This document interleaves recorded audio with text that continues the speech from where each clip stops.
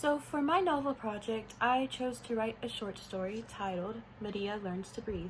It reflects J.D. Salinger's argument because it shows that as we grow up, our outlook on life becomes more jaded, but it also reflects my argument because it shows that with the correct guidance, some of that innocence and childlike fun can be gained back.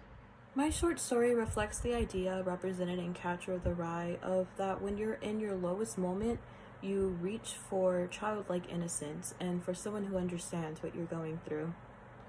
It also includes the real world issues of the repercussions of dealing with the influx of bad news and crumbling under academic pressure. I spent a lot of time thinking about the symbols I would include in my story and the message that I wanted to send. I'm really happy that I got to write something for this project because writing is something I really enjoy and I don't get to do it very often. So the most prominent symbol I would say in my story is probably the swing set, and the point of that, it's supposed to be beckoning to our main character, like, come on, indulge in me. You're still a child, you can do whatever you want. I also try to make my main character seem very doubtful as she's still very young and insecure about her place in the world. Then she meets Amani, who's obviously someone who's very elderly, but she's also kind and sympathetic to our main character's troubles, and she gives her advice. And our main character's like, wow, if she's old and she can be this carefree but wise, then I don't think growing up is such a bad thing. Amani's name means faith, which is a little on the nose, but Amani really helps Medea have faith in herself again and have faith that she will find her place in the world. I hope you enjoy my story. Thank you. I didn't actually plan to spend my Saturday morning sitting next to a woman old enough to be my grandma. It's not the sort of thing you put on your daily agenda. Wake up, take your dog on a walk, share the disturbances of your soul with your friendly neighborhood grandmother.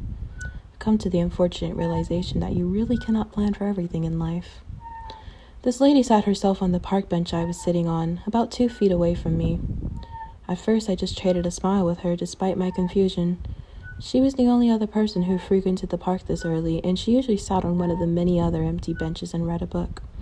But it felt nice to share the mundane noises of the park with someone, so I let it be. It's not like I would ask anybody to leave anyway, especially not an old lady. 20 minutes into our sitting, I felt a small hand on my elbow. Startled out of my reverie, I looked at the woman with wide eyes. She smiled gently at me and offered me a thermos of something warm. Normally, I would be wary of accepting drinks from strangers, but I felt that this grandma and I had developed a silent camaraderie of sorts over the past month when my park frequenting began. Also, I felt like turning down an elderly woman would be rude, so I took the drink and silently prayed it wouldn't be coffee. "Thank you," I rasped out. My voice sounded rough from disuse, and for a second I felt that one detail would reveal everything to this kind stranger. How I hadn't spoken to anyone besides the good mornings and good nights I traded with my mother. The way I felt that if I opened my mouth, nothing would come out, and the silence would be so loud that it would sit over the city like a gathering storm, going on for miles and miles and miles until the whole world was covered in it. But she just laughed at my croaky voice. The birds kept chirping, and somewhere a swing set creaked. Maybe a croaky voice is just a croaky voice and not an extended metaphor. I was being ridiculous. "You looked like you needed something warm, child," she said. "It's a cold day out," I agreed. She gave me a good-natured side-eye as if to say, that's not what I meant at all, but all she let out was a mild, "It is." She went on, "It's hot chocolate. The Abuelita brand. It used to be my wife's favorite, and now it's the only kind I can drink." I smiled at the sweet gesture. I imagined marrying someone and getting to know their favorite brand of hot chocolate. I imagined seeing them smile because you remembered. Before you know it, you bought that brand of chocolate just to see them smile, just to remind them that you're listening. And one day, that smile made it your favorite brand too.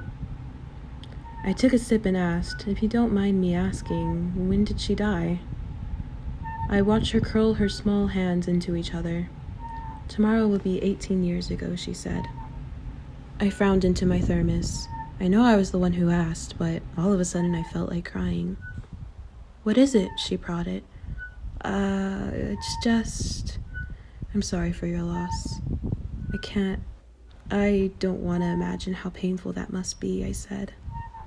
She grabbed my free hand with hers. Thank you for your empathy, she said. She squeezed my hand. But what else is it, child? I shifted in my seat, a bit closer to her warmth. I knew that this grandmother was basically a stranger, but I felt safe with her. It's kind of silly. No, it is silly. It's just, tomorrow's my birthday. My 18th birthday, actually. Don't you think it's strange? The love of your life died and I was born. It doesn't seem right. Nothing seems right with me, I mumbled. Her eyebrows furrowed. She took the drink from my shaking hands and placed it by our feet. Then she gathered both my hands in hers. What do you mean, child? I don't know. Never mind. I'm sorry. I really didn't mean to say that last part. Selling my guts out to your grandma was also not on my to-do list today. She hummed. 18 years ago, I lost my wife. I fell apart and things were rough for a while. They still are, sometimes. But in a way, that was a gift. She had cancer. I couldn't bear to see her fight anymore to stay with me. I wanted to grow into this age with her. I wanted to retire together and travel the world.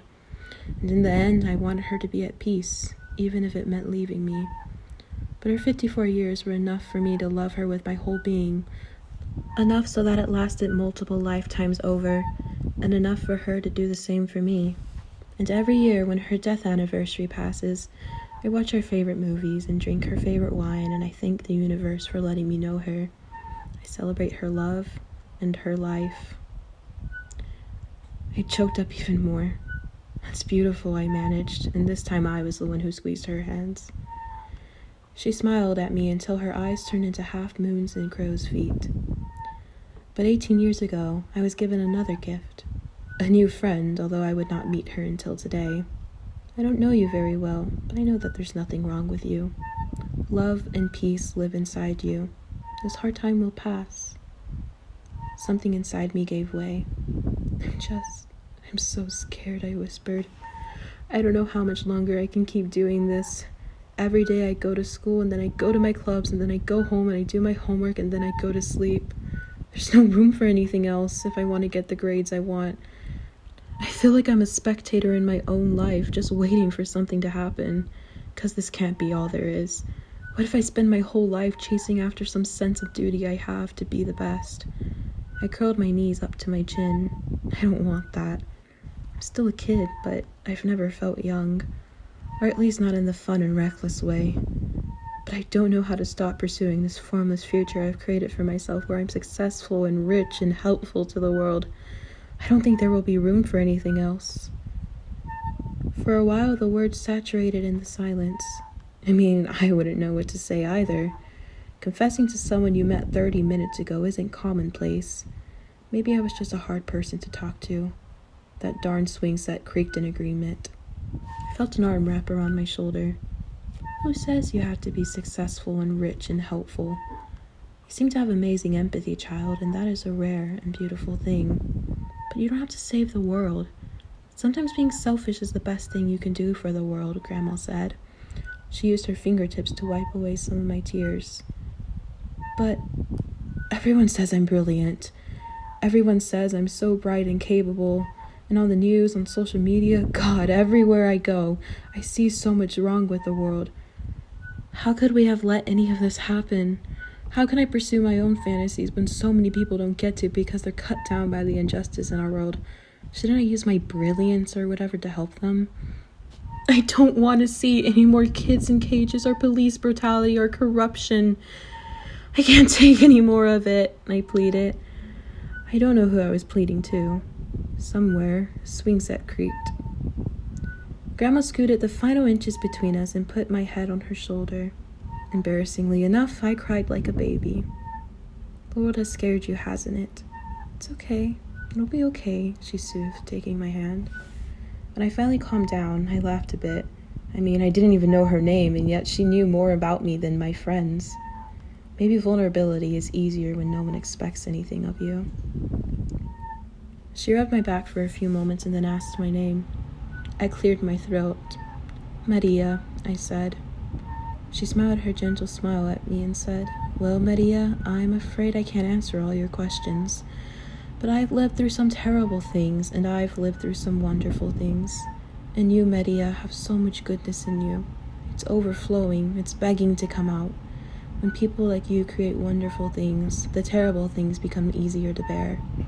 Her eyes twinkled. And you know, Medea, age is just a concept. I've done more fun and reckless things in my adult age than I've ever did in my youth. Medea, youth is a state of mind. Youth is a promise to keep your love for life through any struggles you may face. Growing older doesn't have to mean giving up on anything. You can keep the good parts of being young and gain so much more, she finished. Like falling in love. Like spontaneously driving to Big Ben State just because you want to see the stars. Like being able to eat a whole ice cream cake by yourself without anybody telling you can't. Like sharing champagne with someone you love, like getting married or not getting married, but adopting as many cats as you can afford, or traveling the world, or just staying in your own cozy place. Medea, you will find your place. You will. Just be brave, Medea, she encouraged. I breathed in and I breathed out, and it was like I was breathing for the first time in weeks. All the silence that crowded my lungs dispersed. Maybe it wasn't ever silence in the first place. Maybe it was just fear. I hugged her and I felt the strength her small body carried. Decades of pain and love and sorrows and joys. What's your name? I asked. Amani, she said. Thank you, Amani. I'm looking forward to doing all the things you said. I'm looking forward to being brave, I said. Her eyes turned into crescents again, and she stood up and pulled me along with her. What do you say about going on the swings with me, Doing something a little fun, and maybe even reckless when you have the hips I have, she joked. I would love to, I responded. So we walked to that creaky swing set, and I swung higher and higher, and Amani was right beside me. We swung towards the sunrise, and I breathed in. I felt something new fill my lungs. It was hope, and it was a love that went on for miles and miles and miles until it covered the whole world.